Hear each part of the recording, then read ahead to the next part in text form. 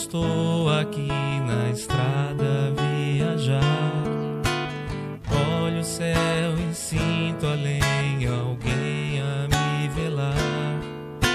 Sinto a luz que vem do céu e lembro que passou. Esse alguém há muito tempo o céu também olhou. Se eu conheço o cristianismo, tenho nova luz. Se hoje há o espiritismo, revive Jesus. Foi um homem que era Saulo e Paulo renasceu. Divulgou o evangelho e o mundo percorreu. Espíritas, vamos seguir com Paulo e a verdade. Divulgar o evangelho a toda a humanidade. Se o cansaço e a dor do mundo ao corpo te ferir, olha ao céu e lembra Paulo a velar por ti. Espíritas, vamos seguir com Paulo e a verdade. Divulgar o evangelho a toda a humanidade. Se o cansaço e a dor do mundo ao corpo te ferir, olha ao céu e lembra Paulo a velar por ti.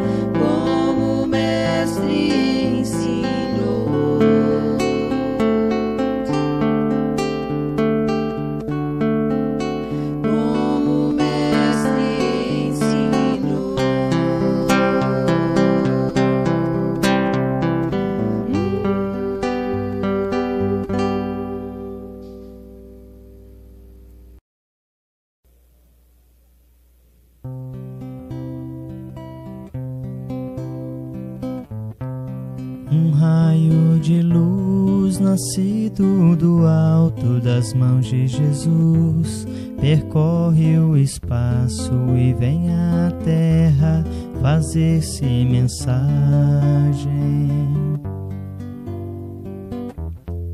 Que se encerra a beleza e a imagem do ensinamento do Evangelho. A mensagem deixa uma paz na gente e vai agindo igual a semente que muda o caminho onde é semeada,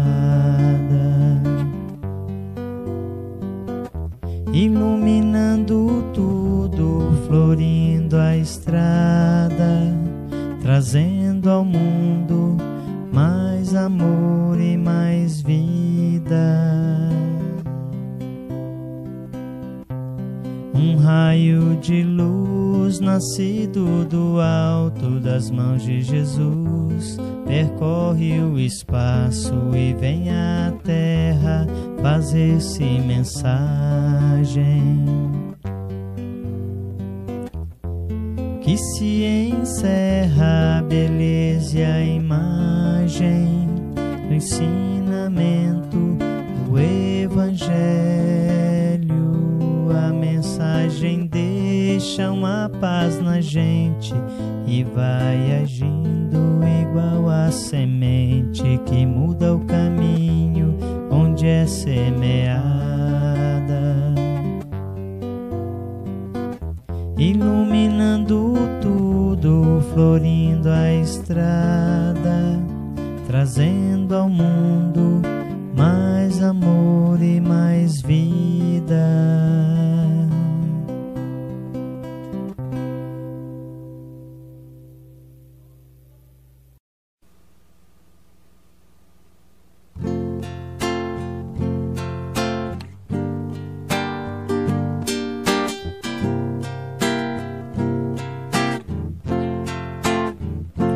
Quando a vida estende a mão, é preciso entregar o coração. É preciso amar sem pedir. É preciso servir. Vibre sempre.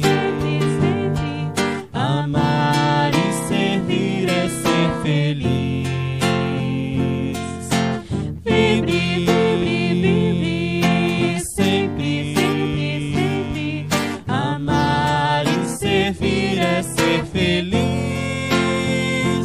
Quando a gente entrega o coração, faz da vida inteira uma canção, faz do sonho uma realidade, que liberta a ave prisioneira. Vibre sempre. Amar e servir é ser feliz. Vibre sempre. Amar e servir é ser feliz. Quando a gente entrega o coração, faz da vida inteira uma canção, faz do sonho uma realidade, que liberta a ave prisioneira.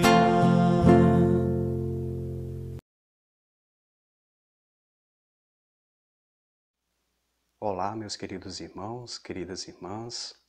Satisfação imensa estarmos aqui reunidos em mais um momento de reunião pública aqui neste canal do Centro Espírita Chico Xavier, na cidade de Parnaíba, no estado do Piauí. É com imensa alegria e satisfação quando temos essa oportunidade única e simplesmente maravilhosa de falarmos do Evangelho segundo o Espiritismo, mas principalmente para tocar no coração de todas as pessoas que precisam de um auxílio espiritual. Mas antes de iniciarmos qualquer atividade doutrinária, convido a todos vocês a fazermos a nossa prece inicial. Então convido a todos a fechar os nossos olhos, agradecermos a espiritualidade amiga por esse momento único e simplesmente maravilhoso, esse momento de reflexão da luz do Teu Evangelho, que possam propagar cada vez mais a todas as pessoas que precisam de um auxílio, de um amparo, de uma palavra amiga. Que os benfeitores espirituais sempre nos protejam em todas as oportunidades. Vamos orarmos, meus irmãos, pelo nosso país. Vamos orarmos, meus irmãos, para toda a humanidade, para que todos tenham a mesma sintonia de paz e amor, e com certeza Jesus em nossos corações. Muito obrigado, que assim seja. Bom, meus irmãos, hoje, quando a gente tem uma oportunidade de falar do Evangelho segundo o Espiritismo, é uma oportunidade simplesmente maravilhosa, além de ser uma responsabilidade em tanto. Porque falar do Evangelho, ela nos dá uma responsabilidade em si de principalmente tocar no coração das pessoas. Que a gente sabe que nesse momento de turbulência, nesse momento em que o mundo está passando, através de vários aspectos de cunho político, social, ambiental e, por que não falarmos, espiritual. É mais do que importante nós mantermos sempre uma sintonia elevada.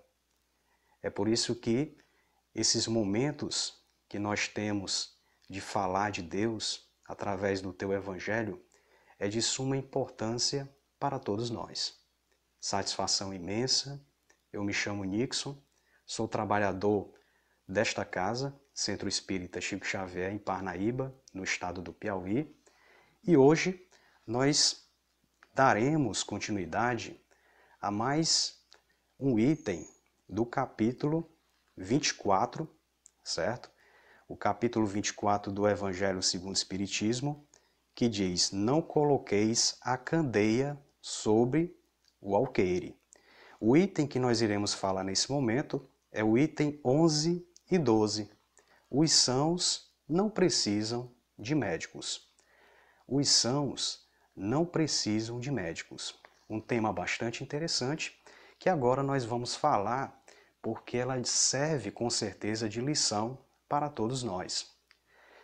Nessa parte do Evangelho, gente, quando a gente fala do capítulo 24, não coloqueis a candeia sobre o alqueire, do item que fala sobre os sãos não precisam de médicos, podemos destacar vários pontos importantes. Mas vamos colocar numa situação como Jesus sendo o ponto principal para que a gente possa desenvolver esse assunto com maior propriedade possível. Primeiramente, vamos falar do conceito, falar um pouco de quem eram os publicanos. Quem eram os publicanos? O segundo ponto importante que nós iremos falar é sobre os fariseus, certo? Os publicanos e fariseus, e logo em seguida nós faremos um comentário bem breve sobre esse item, tá certo? Quem eram os publicanos? Meus irmãos, os publicanos, eles eram os cobradores de impostos. Eles faziam esse tipo de serviço sujo para Roma, ou seja, existia uma alta corte que eram os reis. Os reis simplesmente ordenavam a todos os publicanos a cobrar impostos dos cidadãos. Cidadãos que pertenciam ainda na cidade de Israel, do estado de Israel, aliás. Israel, naquela época, pertencia ainda sob dependência do estado de Roma. E os publicanos eles tinham esse compromisso de cobrar os impostos, né, de todos os cidadãos de Israel. Sendo que em muitas oportunidades ele com certeza eram muito mal vistos. Ou seja, o rei simplesmente falava para os publicanos o seguinte: ora, eu quero que vocês arrecadem 20% de cada cidadão referente aos tributos. Eu quero que vocês arrecadem 20%. 5% do que for arrecadado é de vocês. Isso é um exemplo típico, né, de uma situação que não existia um controle administrativo e principalmente algum tipo de fiscalização para saber se aquele tributo que estava sendo tirado dos cidadãos estavam sendo bem coletados. No sentido de quê? No sentido de melhoria de estradas, no sentido de construção de creches, no sentido de melhoria na educação, melhoria na saúde. E a gente sabe que naquele tempo, meus irmãos, existia essa falta de controle. Tudo aquilo que era arrecadado através dos publicanos, os publicanos arrecadavam dos cidadãos, o dinheiro era diretamente para a corte, ou seja, diretamente para o rei. Utilizar dos recursos dos cidadãos através dos impostos para os seus usos pessoais. Isso era típico naquela época. Quem teve a oportunidade até de estudar um pouco sobre a administração pública, a gente sabe que essa parte que eu acabei de dizer é uma explicação típica de uma administração pública patrimonialista. Exatamente, administração pública patrimonialista. Ou seja, não existia um controle, não existia uma fiscalização. Tudo aquilo que era arrecadado, o rei usufruía dos seus próprios gostos, né? Dos seus desejos, não existia um controle de maneira alguma. E os cidadãos, eles se revoltavam com os publicanos. Por quê? Os publicanos eles eram muito mal vistos, porque eles faziam esse papel. E eles não dispensavam de maneira alguma qualquer cidadão que pudesse se isentar de uma situação como essa. Então, esse é um típico conceito dos publicanos, né? Os publicanos, meus amigos, eles eram gananciosos, eles eram exploradores, eles eram avarentos, os publicanos eram ladrões, entendeu? Tudo isso era uma situação típica da prática dos publicanos. Outro ponto importante que nós iremos falar agora é sobre os fariseus. Quem eram os fariseus? Os fariseus, meus irmãos, eles consideravam-se puros, pois seguiam os preceitos da lei judaica. Ou seja, não se misturavam com as pessoas que não eram puras. Para você ver o típico comportamento dos fariseus. Eles não comiam carnes, eles frequentavam os grandes templos, eram detentos da lei, ou seja, eles eram os guardiões da lei. Eles tinham uma preocupação da purificação cerimonial, entendeu? Então os fariseus, eles tinham esse típico comportamento naquela época. Eles mantinham-se isolados de tudo que possibilitaria um tipo de contaminação. Eles não se misturavam com o povo, de maneira alguma, não se misturavam. Por quê? Para eles, o povo eram simplesmente doentes, para ele o povo era mal educado, para eles, os fariseus, o povo tinha um índice de moralidade muito baixo, sendo que para eles se julgavam, se autodeclaravam como seres perfeitos, porque simplesmente eles cumpriam as leis judaicas. Então isso era um típico de um comportamento dos fariseus. Eles mantinham a distância do povo, doavam os dízimos e tudo isso achavam que suas obras iriam ser justificadas, pelo simples fato de eles fazerem esse tipo de ação, tá certo? Então eles tinham esse comportamento, os fariseus. Eles condenavam e julgavam as atitudes alheias, coisa que totalmente era diferente da postura de Jesus.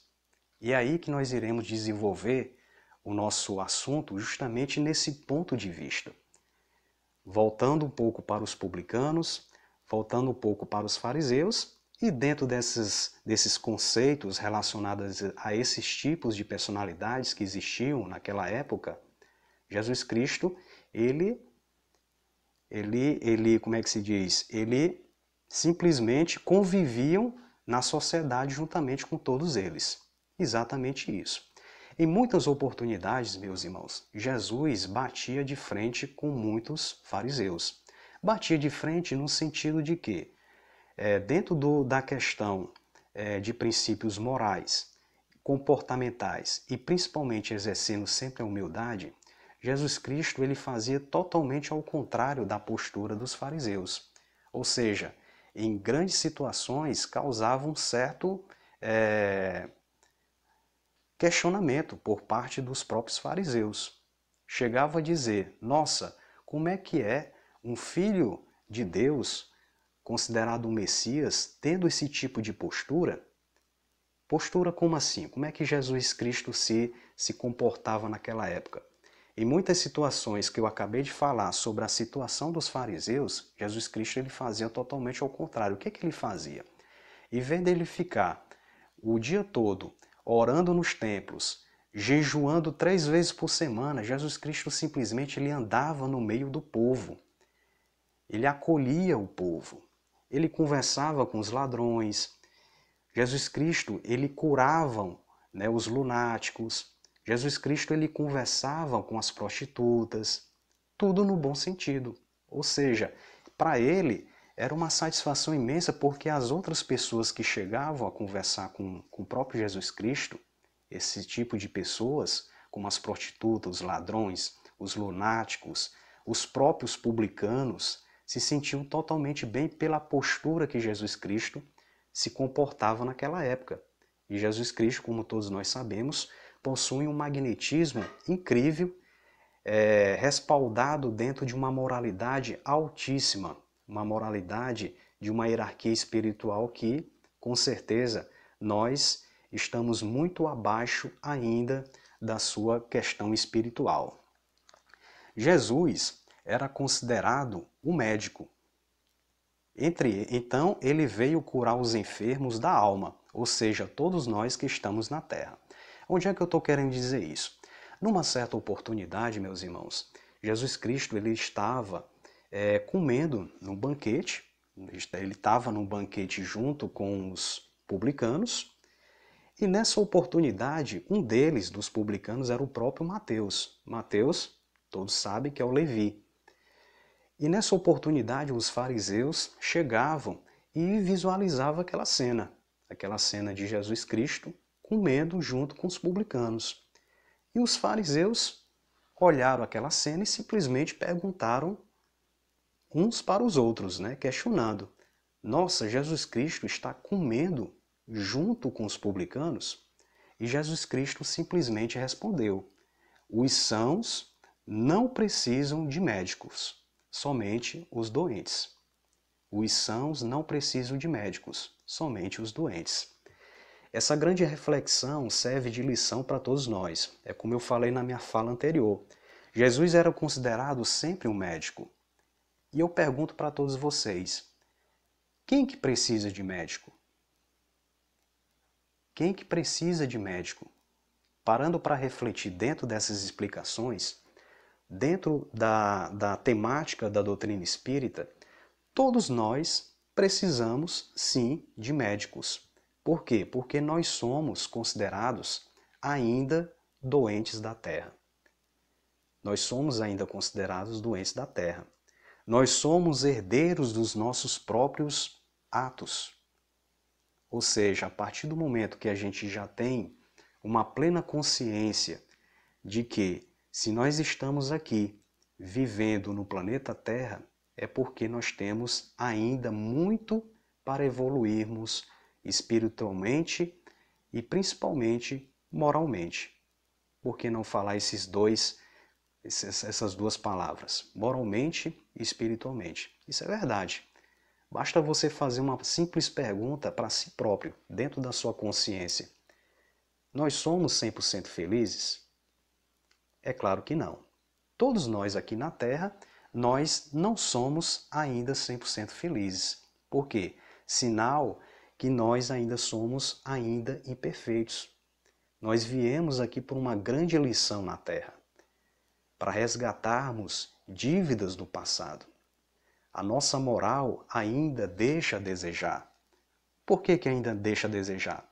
Por quê? Porque nós pecamos, porque nós ainda temos pensamentos ruins, porque ainda todos nós ainda temos inveja uns dos outros, porque ainda nós temos ainda ciúmes uns dos outros e tantas outras situações que comprometem o nosso comportamento moral.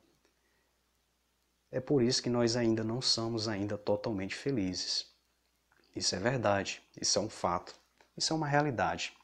É por isso que o Evangelho segundo o Espiritismo ele deixa uma situação muito bem clara quando todos nós temos a livre consciência pelos nossos atos. O maior exemplo era Jesus Cristo. Como eu falei agora há pouco, Jesus Cristo ele sempre deu uma verdadeira lição para todos nós. Até porque, pelo simples fato dele ser ainda um enviado de Deus, que veio para servirmos de exemplo através dos seus comportamentos, através dos seus exemplos.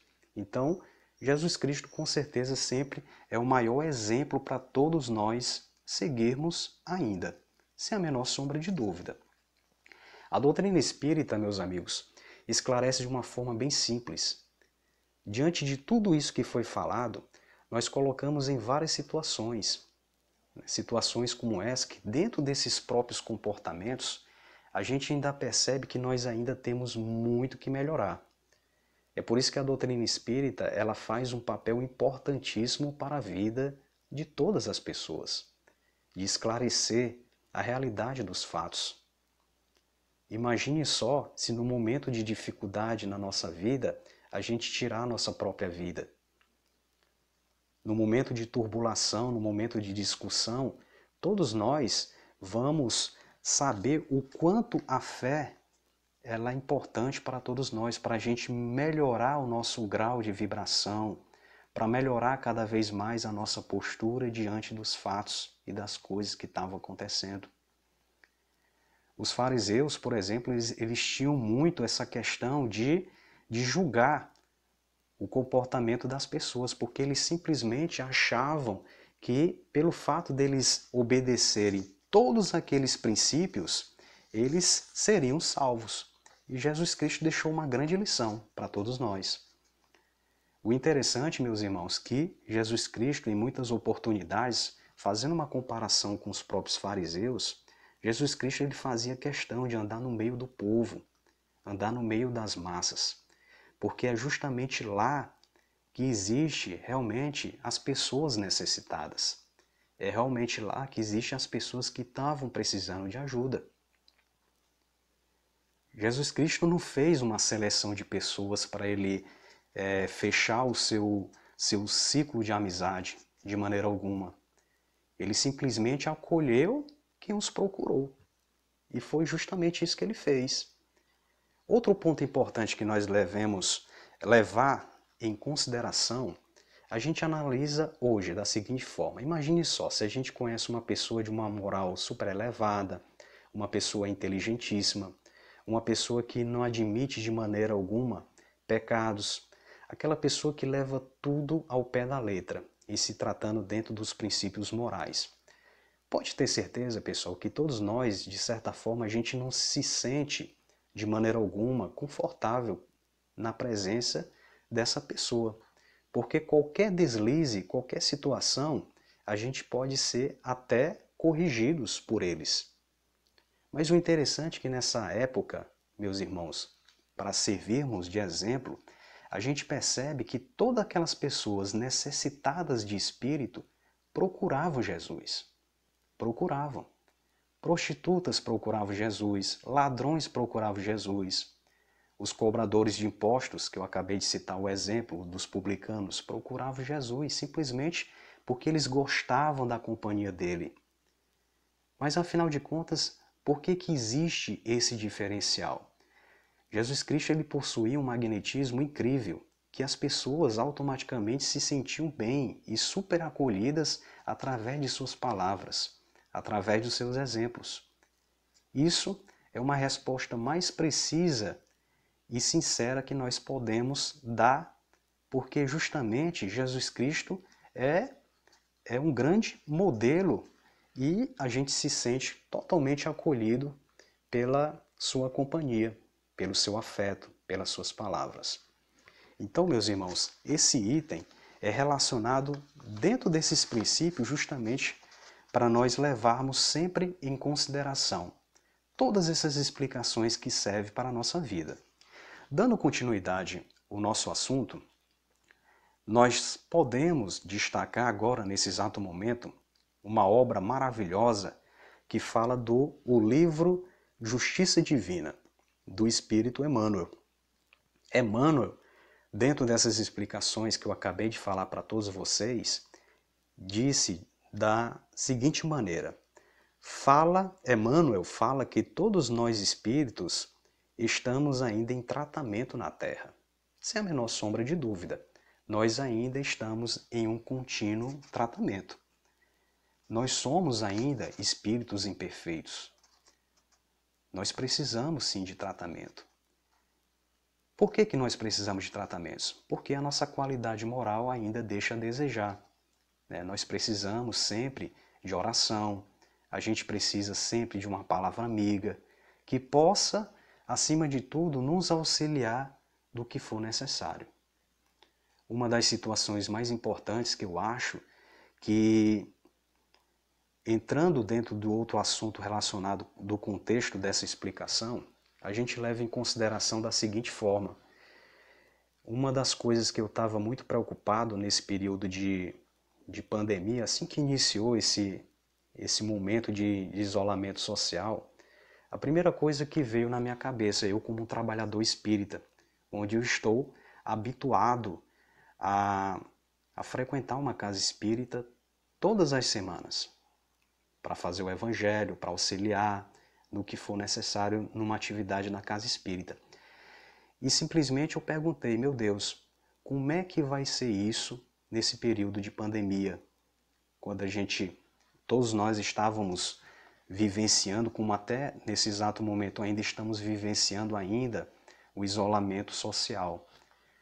E eu ficava me questionando, como é que a gente vai ajudar, como é que a gente vai acolher aquelas pessoas que iam para a casa espírita em busca de uma palavra amiga. Olha o exemplo do próprio Jesus Cristo. E de repente veio esse objetivo maravilhoso que é o tratamento à distância. Esse tratamento virtual que nesse exato momento todos vocês que estão nos ouvindo, que estão participando conosco, estão sendo tratados. Nós estamos sendo tratados. Para você ver a eficácia e o auxílio de Deus e da própria espiritualidade que criou um mecanismo tão eficaz, um mecanismo que possa atingir da melhor forma todas aquelas pessoas. E a gente percebe o quanto está sendo útil esse tratamento à distância, e se tratando de uma situação virtual nesse exato momento. Percebe-se que pessoas de outros países, de outras cidades, elas têm um acesso mais rápido de poder ser acolhida e poder ser tratada. Levando o exemplo de Jesus, naquela época, Jesus Cristo ia caminhando, logicamente, porque era uma realidade naquela época. E hoje, parando para pensar dentro da questão tecnológica, hoje nós temos que usufruir de todas as maneiras, de uma maneira mais fácil, rápido e bem objetiva, para tentar alcançar a todas as pessoas através da tecnologia.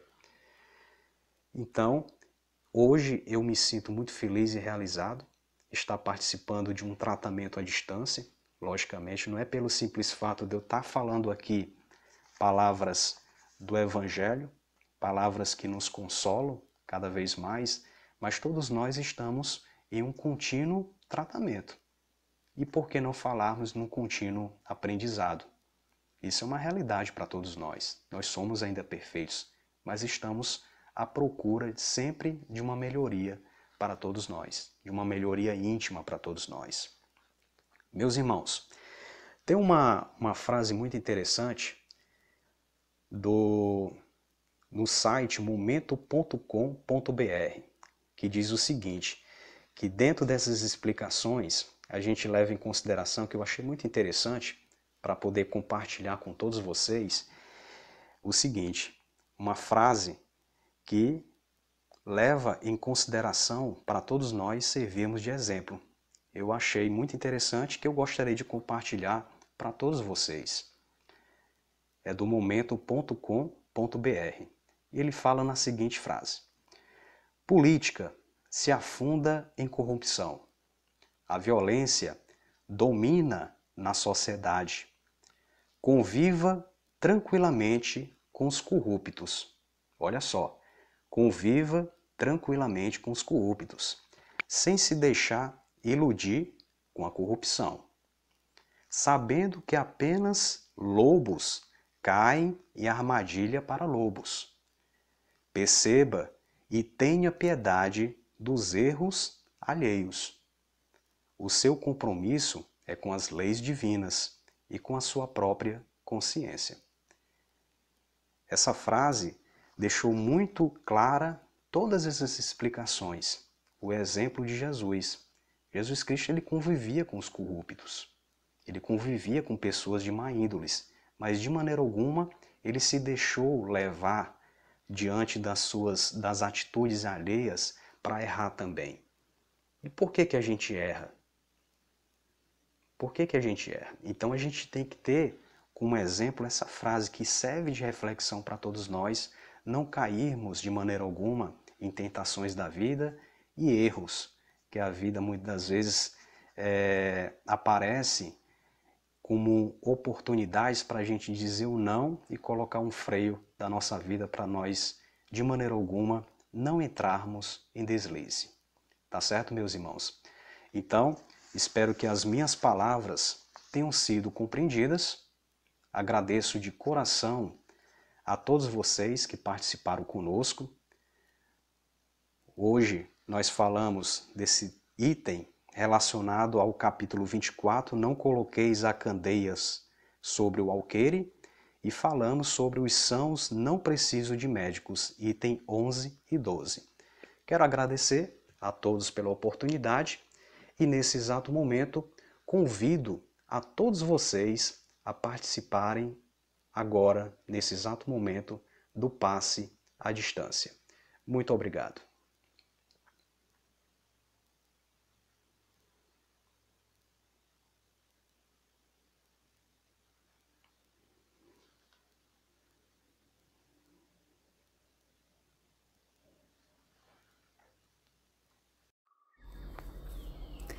Nos preparemos para o momento do passe e fluidificação das águas.